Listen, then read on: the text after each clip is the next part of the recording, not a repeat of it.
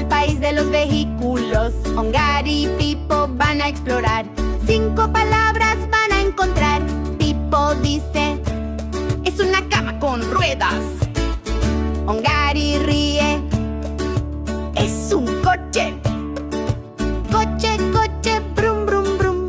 Corre, corre por la ciudad. Es un gusano gigante, dice Pipo. Ongari responde: es un tren. Tren, tren. Chucu, chucu.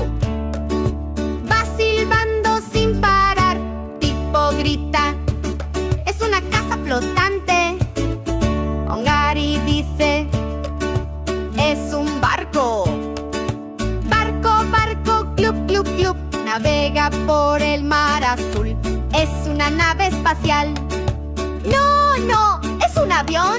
Avión, avión. Shh. Vuela alto sobre el sol. Pipo ríe: una libélula grande. Ongari grita: ¿helicóptero? helicóptero, drr, drr, drr. Gira, gira sobre la ciudad. Coche, tren, barco y avión. Y helicóptero también. 5 palabras hoy dijimos en el país del movimiento. Otra vez, repítelo tú. Coche, tren, barco, avión. Y helicóptero gira un montón. 5 palabras ya sabemos. ¡Bravo! ¡Lo logramos! Adiós, adiós, Ongari se va. Pipo también dice chao, chao, ya.